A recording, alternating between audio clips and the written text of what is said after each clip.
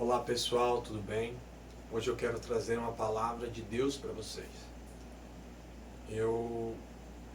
Esses dias eu pensei o que seria ser um seguidor de Cristo e fui buscar algumas características de seguidores de Cristo.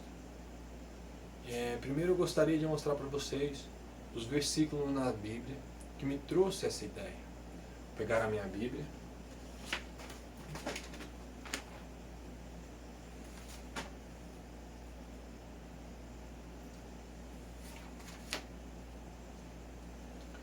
Em 1 Coríntios, no capítulo 11, primeiro versículo. Esse foi o versículo que me chamou a atenção. Paulo manda essa carta a Coríntios e fala assim, no primeiro versículo do capítulo 11: Sede meus imitadores, como também eu de Cristo. Isso me intrigou. O que é ser um seguidor de Cristo? O que é ser um imitador de Cristo? Me levantou essa dúvida. E eu fui atrás de características do que é ser um imitador de Cristo. E outro versículo interessante também de Paulo é em Efésios, capítulo 5, o primeiro versículo também. Efésios, capítulo 5, no primeiro versículo. Sede, pois, imitadores de Deus, como filhos amados, e andais em amor, como também Cristo vos amou, e se entregou a si mesmo por nós, em oferta e sacrifício a Deus, em cheiro suave. Vejo aqui que Paulo diz que nós temos que ser imitadores de Cristo, de Deus. O Deus ali que ele se refere é Jesus, entendeu? Porque Jesus se desfez da sua graça, da sua glória. Ele se esvaziou de todo o seu poder. Ele se esvaziou de todo si, né? Para que pudesse ser homem, para nascer. Imagine só, tinha todo o poder. Era filho do Deus Pai. Tinha toda a majestade. Os anjos se curvavam a ele. Os demônios o temiam. Ele tinha toda a glória que o Pai também tinha. Ele estava com o Pai desde a eternidade. Ele sempre esteve com o Pai. E ele se esvaziou de toda a sua glória. Se esvaziou de todo o seu poder para nascer como um homem. Numa manjedoura, lá, imponente, indefeso. E ele veio. E daí teve a sua vida maravilhosa. Teve um ministério que dividiu a história, não podemos negar. Então eu falei, o que será que são as características de um imitador de Cristo? E a primeira característica que eu quero trazer para vocês é a humildade. Eu estou aqui, eu estou lendo na televisão, eu coloquei ali no Word, né, para mim poder ler. Humildade, tem um versículo que eu quero ler para vocês. 1 Pedro, capítulo 5, versículo 5, está escrito assim: semelhantemente vós, jovens, sede sujeitos aos anciões, e sede todos sujeitos uns aos outros, revestivos de humildade, porque Deus resiste aos soberbos, mas dá graça aos humildes. Podemos ver aqui que uma das características foi a humildade que Cristo tinha. E que lá em 1 Pedro é para nós sermos humildes. Humildes com as pessoas mais velhas, respeitar. Entendeu? Cuidar dessas pessoas, não querer ser melhor que elas, não achar porque você é mais jovem, sabe mais. Essas pessoas têm muito mais conhecimento que você, viveram muito mais que você, então respeite, seja humilde com elas.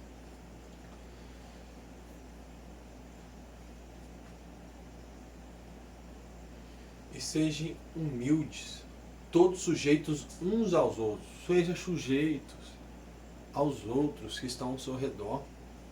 Seja humilde. E a Bíblia diz assim: porque Deus resiste os soberbos, mas dá graça aos humildes. Tem outros versículos um pouco mais ali adiante que eu quero citar para vocês. Filipenses capítulo 2, versículo 3 e 4. Está escrito assim. Esses versículos que eu vou ler está na nova tradução da linguagem de hoje. Está escrito assim: não façam nada por interesse pessoal ou por desejos tolos de receber elogios, mas sejam humildes e considerem os outros superiores a vocês mesmos. Que ninguém procure somente os seus próprios interesses, mas também o dos outros. Vamos começar pela primeira parte aqui, ó. Não faça nada por interesse pessoal ou por desejo tolos de receber elogios. O que a palavra nos diz aqui? Que não temos que fazer nada pensando exclusivamente para o nosso bem. Que eu vou fazer algo que vai somente me favorecer. E esperando que alguém, a Bíblia diz, por desejos tolos, chama as pessoas que ficam esperando o reconhecimento de outras de tolo. A Bíblia está falando, não faça nada por interesse pessoal. Não faça as coisas só por teu interesse. Não quer dizer, não faça as coisas por interesse pessoal. Olha lá, leia. Não faça nada por interesse pessoal ou por desejos tolos de receber elogios. Então, não faça nada. Mas lá embaixo, está escrito assim no versículo 4. Não procure somente os seus próprios interesses, mas também o dos outros. É para você ter sim o seu interesse, mas não ser só para você. O seu interesse tem que casar com o bem do todo. E a chave aqui para mim está nessa parte. Mas sejam humildes e considerem os outros superiores a vocês mesmos. Mas como assim, Maicon? Como assim? Considerar alguém melhor que eu? Quer dizer que eu sou inferior a outra pessoa? Não. Somos todos iguais. Somos todos iguais.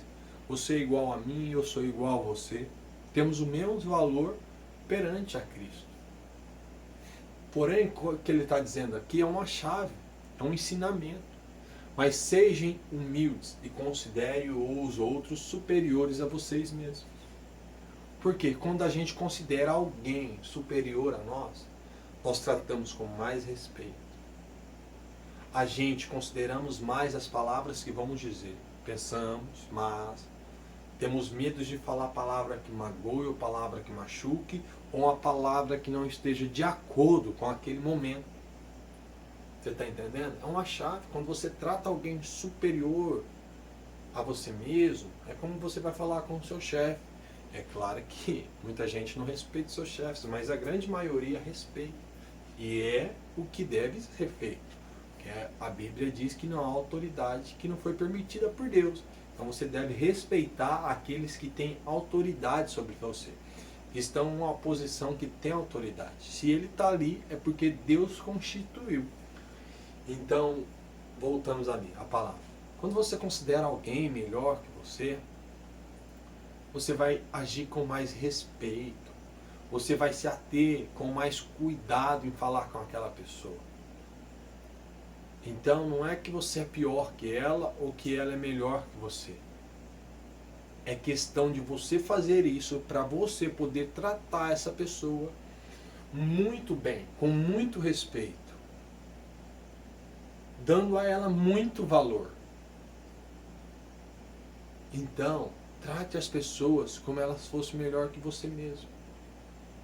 Para quê? Para que você seja humilde. Isso é humildade. Né? E a outra característica que chamou a minha atenção de um imitador de Cristo é a coragem. Eu trouxe alguns versículos aqui para vocês. Que o primeiro versículo é 2 Timóteo, capítulo 1, versículo 7. Tá? Eu vou ler em duas versões diferentes. 2 Timóteo, capítulo 1, versículo 7. Na primeira versão, que é João de Almeida, revisada e corrigida, está escrito assim: porque Deus não nos deu espírito de temor, mas de fortaleza e de amor e de moderação. Aí em 2 Timóteo, capítulo 1, versículo 7, na Nova Tradução Linguagem de hoje, está escrito assim: pois o Espírito que Deus nos deu não nos torna medrosos. Pelo contrário, o Espírito nos enche de poder, de amor e nos torna prudentes. Eu acho que essa linguagem, por que eu peguei essa linguagem de hoje? Porque eu achei que ela é mais explicativa para que nós podemos entender. Que às vezes nem todo mundo que está vendo esse vídeo tem um conhecimento mais aprofundado da Bíblia. Então, vamos lá na linguagem de hoje. Pois o Espírito que Deus nos deu. Quem que é o Espírito que Deus nos deu? É o Espírito Santo. É o Espírito Consolador, aquele que Ele mandou para nos guiar, para nos consolar.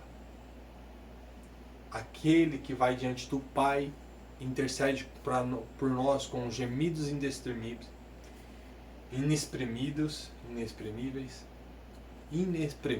perdão, pelo erro da fala.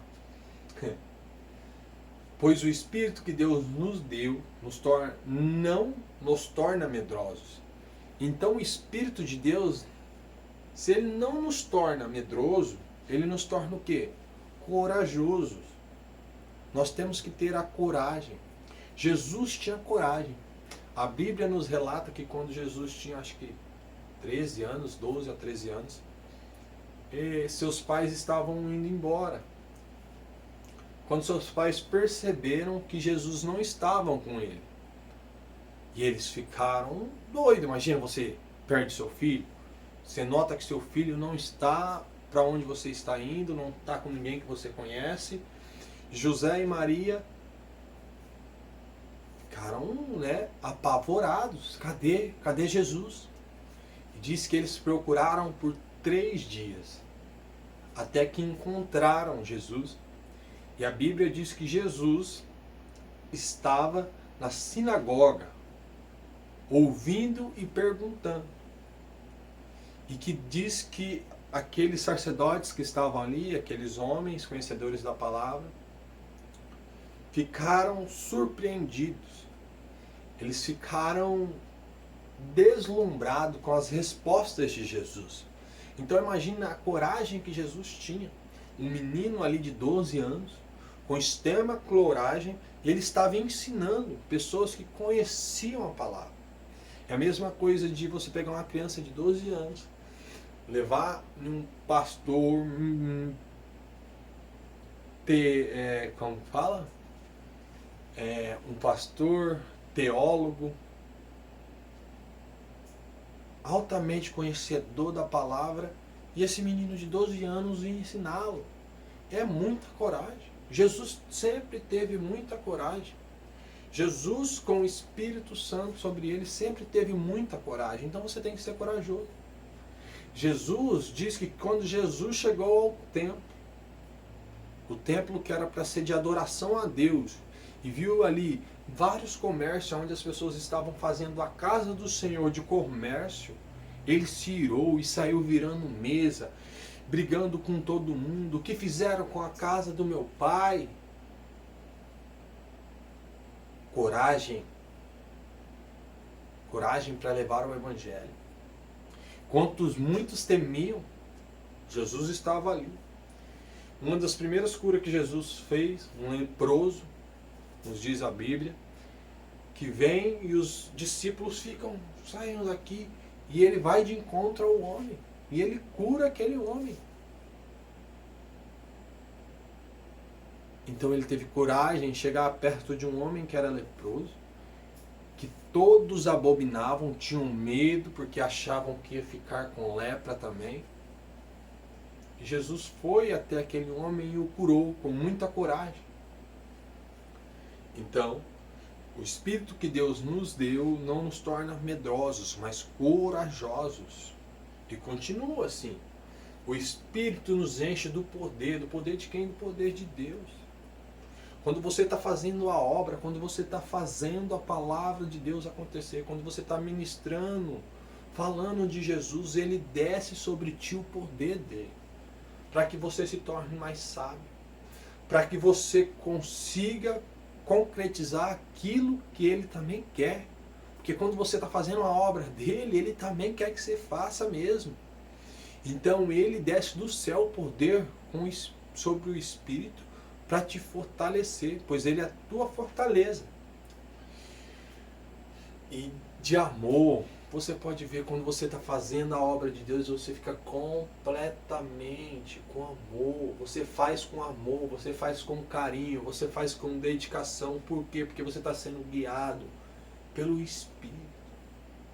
Então, seja corajoso. Seja corajoso. Peça a Deus para que Ele te encha do Espírito Santo, para que Ele derrame o Espírito Santo sobre você, para que você seja cheio de coragem, cheio de amor, cheio de poder de Deus. E a Bíblia nos diz ainda que assim nos torna prudentes. O que é se tornar uma pessoa prudente? É se tornar uma pessoa que fica vigilante para que não erre, fica vigilante para que se mantenha de pé, para que não peque, nos torna prudente. Então busque a presença do Espírito Santo sobre a sua vida, sobre a tua casa.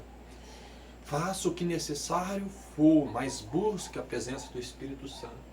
Mas, Michael, o que é necessário para mim buscar a presença do Espírito Santo? A Bíblia diz que nós falamos aquilo que o coração está cheio. Paulo nos relata que vai vencer aquilo que nós mais alimentamos. Mas, Michael, o que você está falando? Paulo, quando ele fala que você vai vencer quem você mais alimenta, ele está falando do espírito e do corpo. Nós somos constituídos de 3 partes: corpo, alma e espírito. O corpo é daqui da terra. Quando morrermos, ele vai voltar para o pó. O espírito foi aquele fôlego que o Senhor soprou na narina de Adão e ele nos emprestou. É um meio dele se comunicar conosco. E a nossa alma é aquilo que será julgada por Deus. É aquilo que nós temos que... É a nossa consciência. É como você pensa, é o que você é. E o corpo, ele é um transporte, mas o corpo, ele é carnal, ele é desse mundo, ele tem vontades deste mundo. Mas o espírito está pronto. Por quê? Porque o espírito provém de Deus. Só que é a opção da sua alma. Quem que ele alimenta mais? Se você faz mais as coisas deste mundo, quem que vai ser mais forte? Sua carne vai ser mais forte que o teu espírito. Agora, se você alimenta mais o seu espírito, você será mais vigilante. Então, quem você vai fazer mais a vontade de quem? Do espírito, porque ele é mais forte. Ele está mais alimentado. Então, o que tem que fazer para você ser cheio do Espírito Santo de Deus? Você tem que ouvir mais a palavra do Senhor. Você tem que orar mais. Você tem que jejuar. Mas, eu não aguento o jejum. Começa devagar, não precisa ser de uma vez. Pois diz que quando a gente jejuamos, a gente estamos matando a carne e fortalecendo o Espírito. Que a Bíblia diz que o Espírito já está pronto. A carne é fraca, mas o Espírito já está pronto. Então alimente o seu Espírito, para que daí desça sobre você o Espírito de Deus.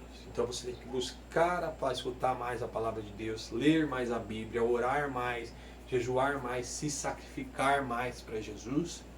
E você será cheio da presença do Espírito Santo. E o Espírito Santo, ele te traz a coragem, ele é a sua fortaleza. Pode ver a diferença ali, no Almeida Revisado e Corrigido está assim. Mais de fortaleza, de amor e de moderação. Ele é sua fortaleza. Ele vai te ensinar a amar mais o próximo. Vai te ensinar mais. Então busque a presença do Espírito Santo sobre a tua vida. O Espírito que provém de Deus. Mas para isso você tem que alimentar mais o teu espírito. Para que você se torne alguém mais espiritual. Para que daí o Espírito Santo se aloque em você. A Bíblia diz que nós somos templo do Espírito Santo. Mas o Espírito Santo só mora onde é limpo. Então você tem que ser limpo. Você tem que estar vigilante o tempo todo. Quer dizer que você não vai pecar? Quer dizer que você não vai errar? Não, você é homem. Você é mulher, você é carne. Você vai pecar, provavelmente. Nós pecamos em todo o tempo. Mas eu não vou banalizar o pecado aqui. Porque uma coisa é pecar e outra coisa é viver em pecado. Mas, Michael, qual é a diferença? Pecar é quando você está vigilante, você está cuidando e de repente você comete um pecado. Mas quando você toma sua consciência, você se arrepende. Você pede perdão a Deus.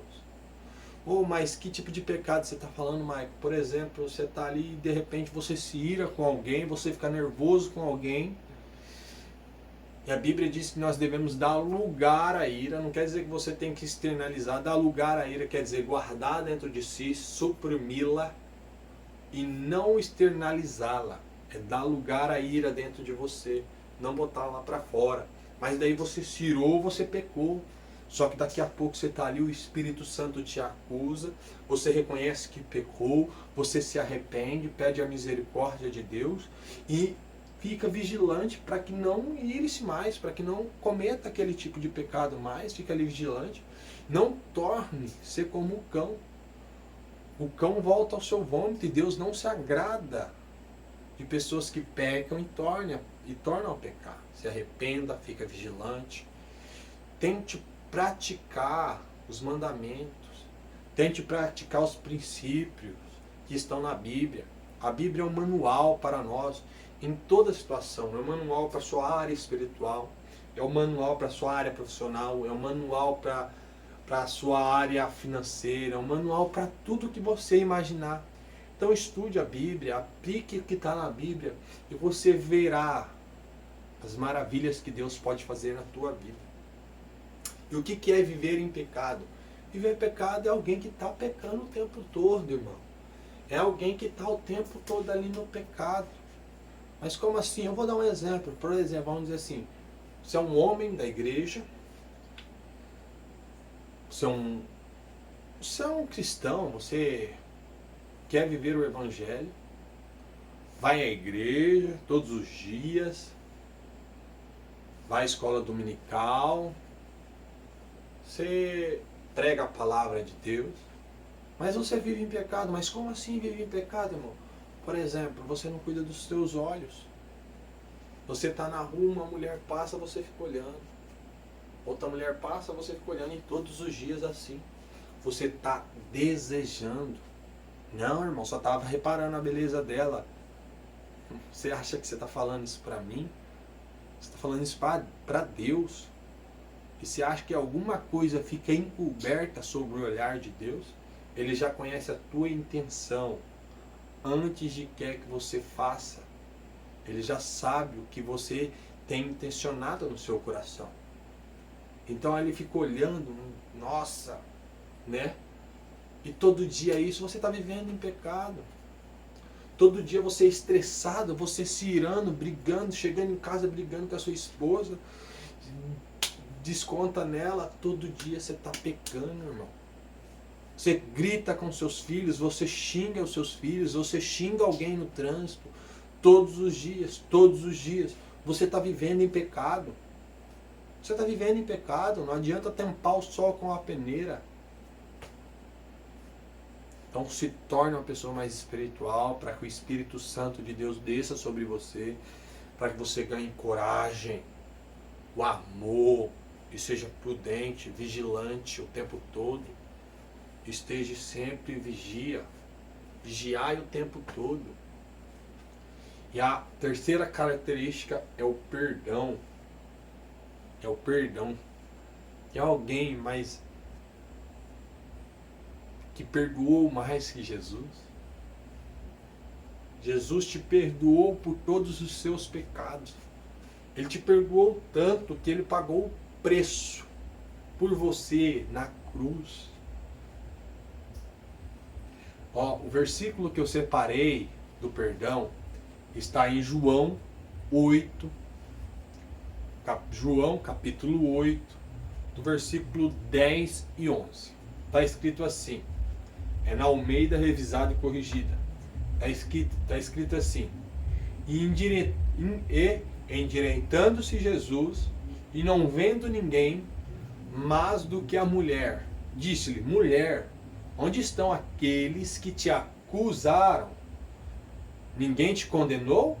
E ela disse, ninguém, Senhor. E disse-lhe Jesus, nem eu também te condeno. Vá-te e não pequeis mais.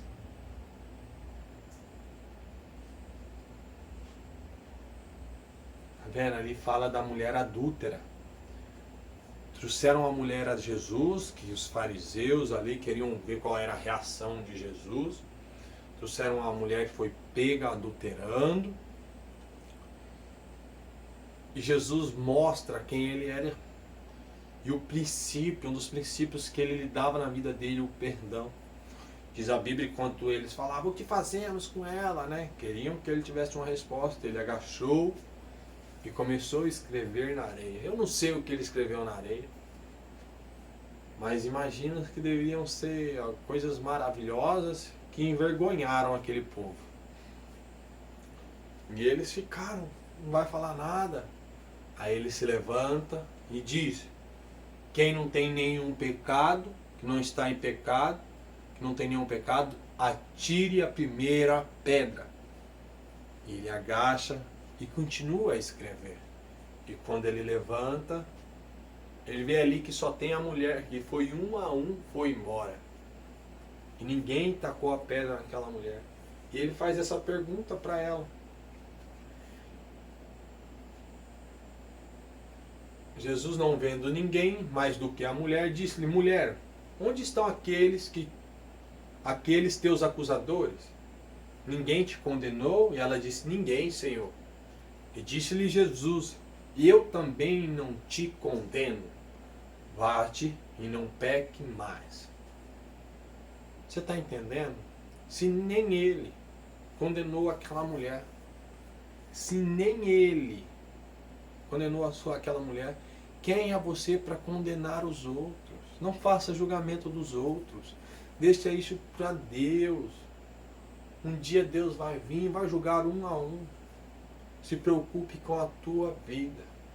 Se preocupe com você, porque é sobre você que você tem controle, é você que faz as suas escolhas, é você que pode escolher hoje viver uma vida sendo imitador de Cristo. E ser imitador de Cristo é não condenar ninguém, não ser juiz de ninguém, exercer o perdão. Ele tinha todo o poder, ele tinha toda a autoridade para condenar aquela mulher. E ele falou, eu também não te condeno, eu te perdoo. Só que ele deixa claro para ela, vai, não peque mais, não torne como um cão ao vômito. Não viva uma vida de pecado. Hoje, eu, Jesus Cristo, te livrei da morte. Hoje, eu, Jesus Cristo, te fiz limpo de todo pecado. Eu, Jesus Cristo, te livrei, te liberto. Mas vai, não peques mais. Não peques mais. Ele te perdoou, mas disse, vai, não pecas mais. Mas ele é o único também que hoje ainda pode te perdoar de novo. Basta que você se arrependa.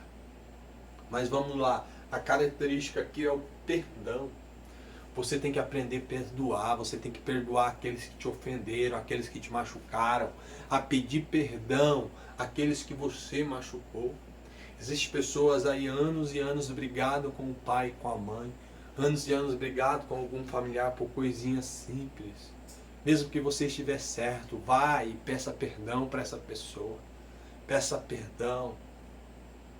Perdoe aquela pessoa no seu íntimo, no seu coração. Quando você perdoa alguém, você se liberta, você liberta você mesmo. E quando você reconhece que você foi falho, que você estava errado e pede perdão e confessa o seu erro, Jesus, pela misericórdia de toda a sua benevolência, Ele retira aquele sentimento de culpa do teu coração. Peça perdão, perdoe e peça perdão. Isso vai te fazer uma pessoa melhor, isso vai te dar uma tranquilidade, isso vai te fazer um bem emocional que você não tem noção. Não deixe que esse mal, essa culpa te destrua, atrapalhe a sua vida. É necessário pedir perdão. Peça perdão. Peça perdão e perdoe. Perdoe no seu íntimo, no seu coração. Eu sei que aquela pessoa me fez mal, mas eu perdoo. Vai lá para essa pessoa que te fez mal e pede perdão para ela. Fala, todo esse tempo eu guardei uma mágoa de você, eu não quero guardar essa mágoa. Me perdoa, porque eu te perdoo. Não fique mais sem falar com teu pai e com tua mãe. Não fique mais sem falar com esse familiar. Não fique mais sem falar com aquele amigo, aquela amiga que tinha grande valor para você. Vá logo e peça perdão e tire essa culpa de dentro de você. Deus quer que você exerça isso. É necessário para você. Ele te conhece desde o tempo que te formou. Ele conhece a psique humana. Ele sabe que é necessário exercer o perdão para que ele não nos atormente. E a outra característica é o amor. É o amor, amados. Quem mais vai falar de amor do que Jesus Cristo? Grande Jesus Cristo. O amor era uma das características de Jesus. Podemos ver na passagem dele, ele amando. Ele amava as pessoas, ele amava o ser humano. Do jeito que cada um era. Ele amava as suas particularidades, aquilo que cada um tinha de diferente. Que nenhum ser humano é repetível, somos todos diferentes. Um diferente do outro. Imagina, amados, existem 8 bilhões mais ou menos de pessoas. E somos todos diferentes, com suas particularidades. Somos irrepetíveis. Pode parecer a parte ali, a sossego e tal, mas tem diferença. Nenhum ser humano é igual ao outro. Você pode ver gêmeos que são parecidos, que nascem ali, são um a cara do outro, mas são diferentes. E Deus nos amou. Amou cada um como é. Eu separei um versículo aqui, eu vou abaixar aqui o computador.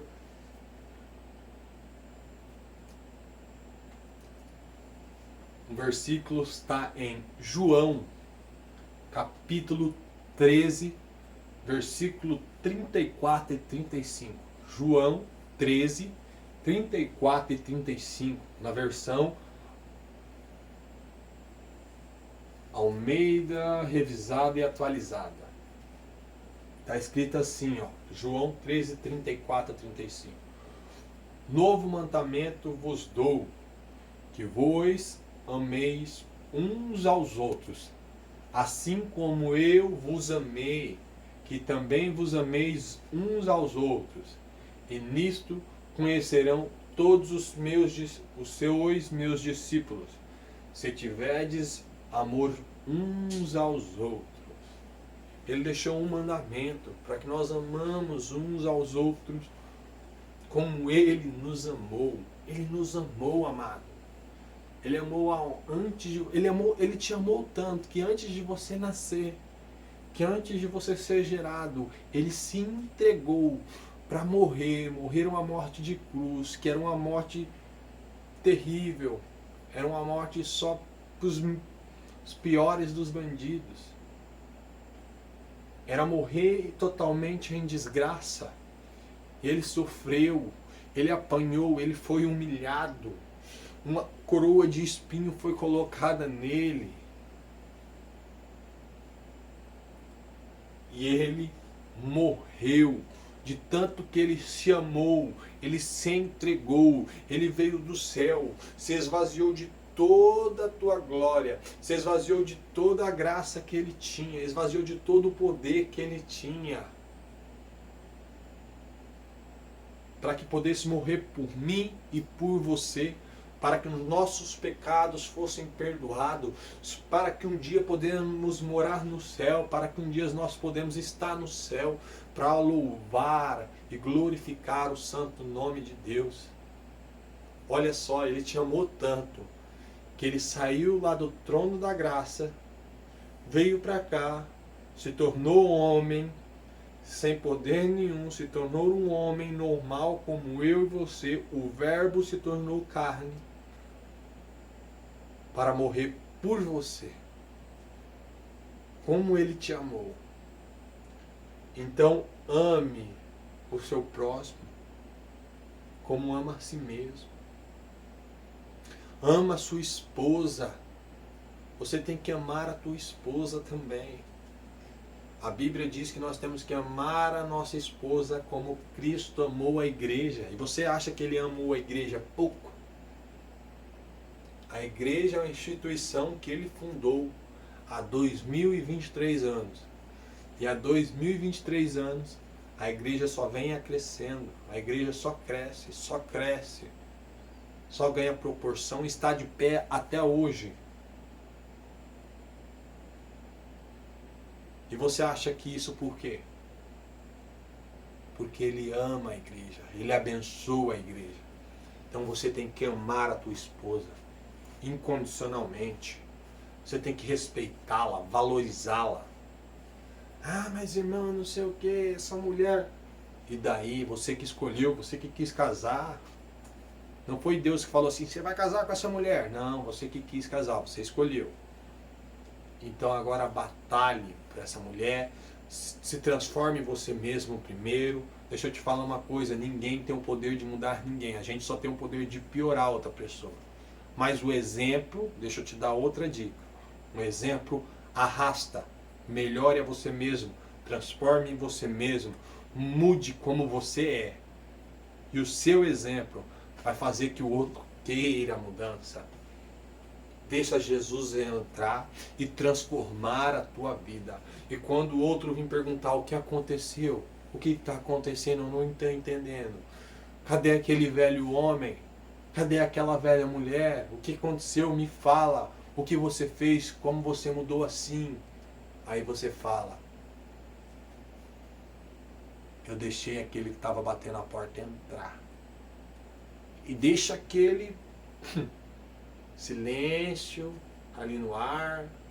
Aí a pessoa vai assim, mas quem você deixou entrar? Eu deixei Jesus entrar na minha vida, transformar todo o meu ser, tirar tudo aquilo que ele não gostava e fizesse tudo novo. Sabia que ele também está doido para transformar você? Deixa Jesus entrar na sua vida. E devagarzinho o Espírito Santo vai descer sobre você. E ele vai falando, ó, tem uma coisa que está me incomodando. Porque quando você deixa entrar, e você dá lugar a ele, a casa agora é dele. E quando você muda para uma casa que agora é sua, você não fica ali vivendo com as coisas do antigo dono. Você tira, coloca a coisa que você quer, aquela coisa que não presta, você tira, joga fora, traz coisa nova. É assim Jesus na sua vida também. Deixa Jesus entrar na sua vida, transformar o teu ser, retirar tudo aquilo que não agrada e colocar coisas novas. Ele quer fazer a mudança na sua vida.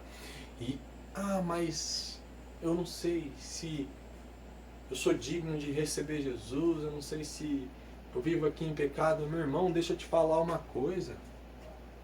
Não é necessário mudar. Não é necessário se vestir melhor para aceitar Jesus. Não é necessário emagrecer primeiro para aceitar Jesus. Não é necessário você mudar para aceitar Jesus. É uma decisão. Basta que você aceite, deixar que ele entre verdadeiramente. E aí eu vou te falar, é quando ele entra verdadeiramente, que você permite que Ele tome a sua vida, que agora você reconhece como o único suficiente Salvador, Ele entra e não tem como não mudar. Se você realmente aceitou Ele como o único suficiente Salvador e quer servir a Ele, não tem como não mudar. Porque a gente sente a necessidade de mudar, de ser transformado, de ser restaurado, renovado, para a honra e glória do nome dele. Então não importa o jeito que você tá, para Deus está valendo, é só vir, é só aceitar. É só aceitar Ele como o único suficiente Salvador, que daí Ele vai começar a mudar a sua vida. O Espírito Santo vai entrar dentro de você e Ele mudará a sua vida. Vai falar para você, ó, eu quero que você mude isso, e você vai escutar e você vai acatar, porque você ama Ele. Então ame uns aos outros como Cristo amou, respeite, trata a pessoa como superior a você, trate ela como se fosse a pessoa que você ama. Tá dizendo aqui, amigo, ó, deixa eu explicar para você, mas as pessoas falam, eu vou amar aquele ser repugnante, a Jéssica lá do serviço, que só me dá dor de cabeça, aquele cara, se eu pudesse, eu pegava ele no pescoço e estrangulava. Ei, não tá falando para você ser amigo, não, é só para você amar, pra você amar, não é para você ser próximo, é para você amar a pessoa, não é para você ter ódio dela também, é para você amar ela. Amar ela não quer dizer que você precisa ser coleguinha. Não, é para você amá-la. Se ela precisasse de uma ajuda, por exemplo, financeira, alimentar, uma ajuda espiritual, você vai amar, você vai ajudar. Não quer dizer que você precisa ser amiga dela. Mas é para amar uns aos outros. Jesus amava a todos os seus discípulos. Mas ele não era íntimo de todos. Ele era íntimo de alguns. Então, ele amou a todos os seus discípulos, mas foi íntimo de alguns. E a mesma coisa você, ame a todos, mas a sua intimidade vai ser para alguns, você vai ser íntimo de alguns. E a última característica, claro que deve ter mais características, que eu separei, foi o sacrifício. O que falar? Isso não é uma característica de Jesus? Claro que é. Sacrifício. Ele se sacrificou.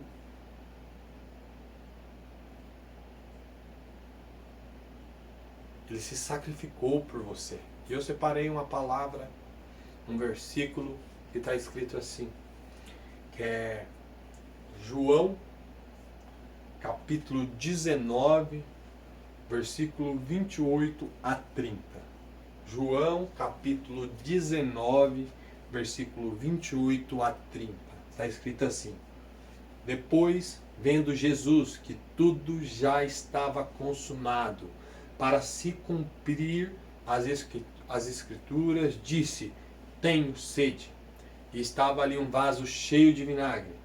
E embeberam de vinagre uma esponja, fixando num caniço de isopo. Eles chegaram à boca. Quando, pois, Jesus tomou o vinagre, disse: está consumado. E inclinando a cabeça, rendeu o espírito.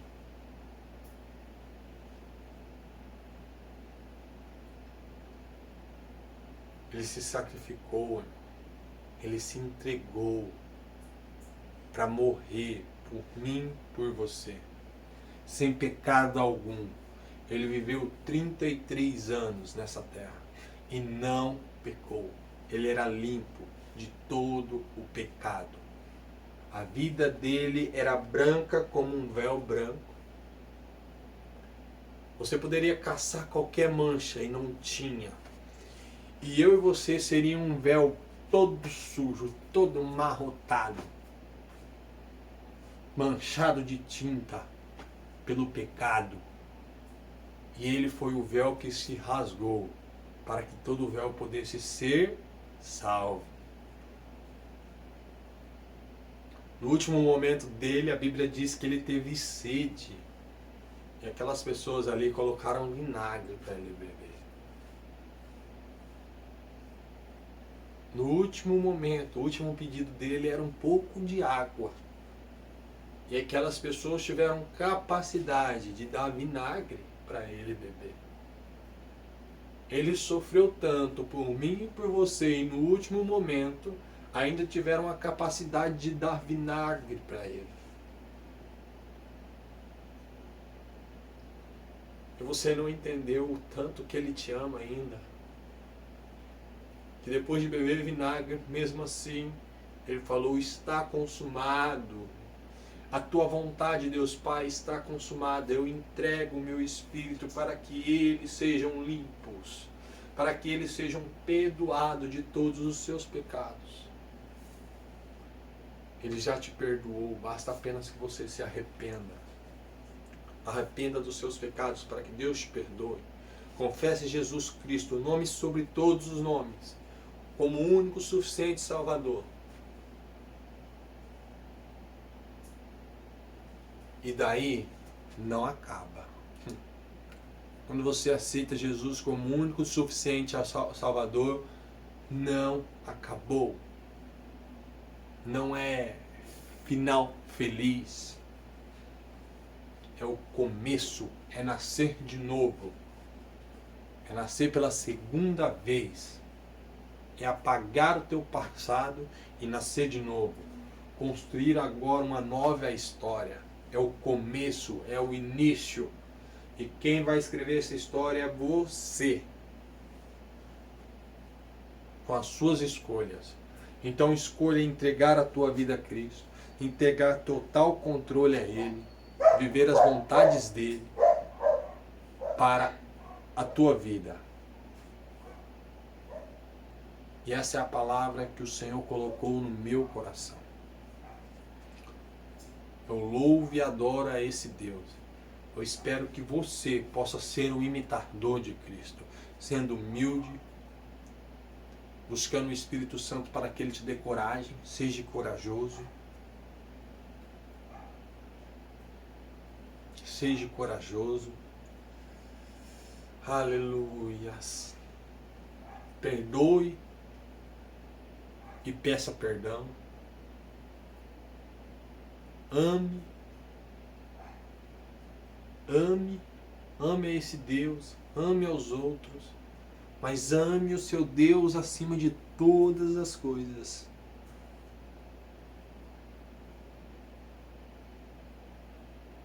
Ame seu Deus acima de todas as coisas.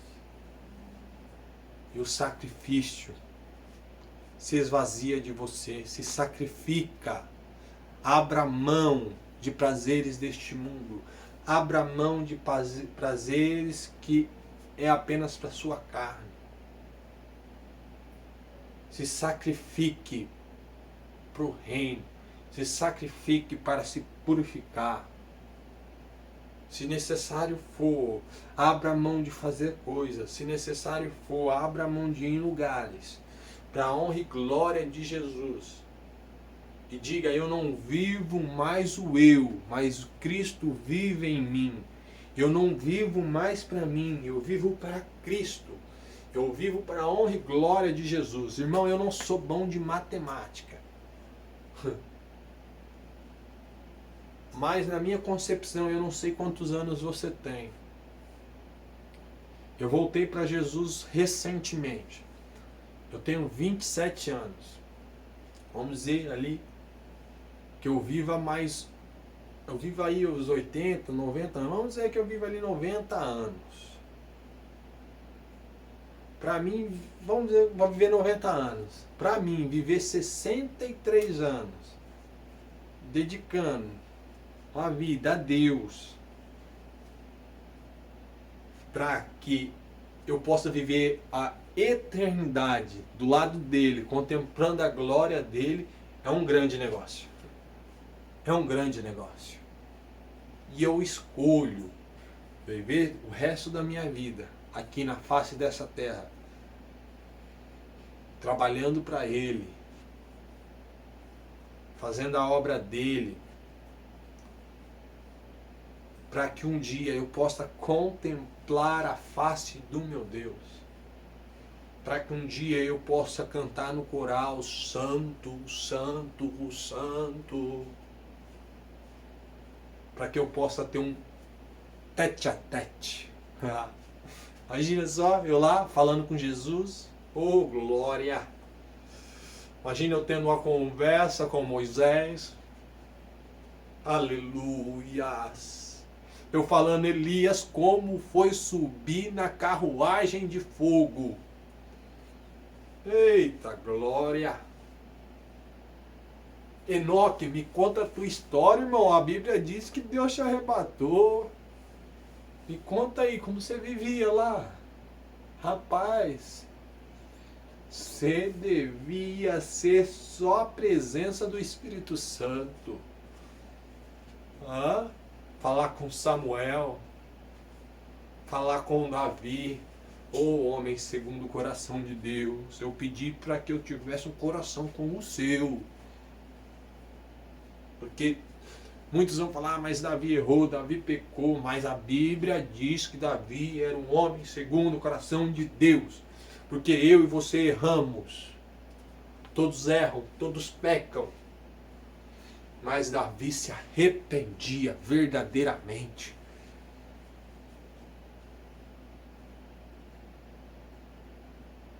Davi abriu mão de tudo quando Natan chegou e falou para ele que ele estava em pecado. Ele abriu mão de tudo. Ele falou para Deus: me tire tudo, tudo, mas não me tire a tua presença. Ele abriu a mão de tudo, para ter a presença de Deus. E você não quer sacrificar coisas mundanas, prazeres carnais? Você quer servir Deus de cima do muro? Desce daí. Quem estiver em cima do muro vai cair, vai morrer. Ele diz que você tem que ser quente, nem morno e nem frio. Se for morno, ele odeia mais do que o frio. Ele vomitar-te da boca. Ele quer que você seja quente, buscando a presença, se arrependendo quando errar, perdoando, pedindo perdão, sendo corajoso, sendo humilde, tratando as pessoas bem, se sacrificando, se humilhando para Ele. A Bíblia não diz que os humilhados serão exaltados, não. Diz que se você se humilhar perante Deus, Ele te exaltará no público. Quer dizer: os outros estão me humilhando, meu Deus, Deus uma hora vai me humilhar. Não, a Bíblia diz que você tem que se humilhar para Deus, no secreto, e Ele vai te exaltar publicamente. Então busque a esse Deus. Esse Deus tem coisas boas para a sua vida. Seja um imitador de Cristo. E assim eu termino essa palavra. Que Deus te abençoe. E se Ele falou no teu coração, torne logo, porque é tempo de voltar. Amém. Glória a Deus.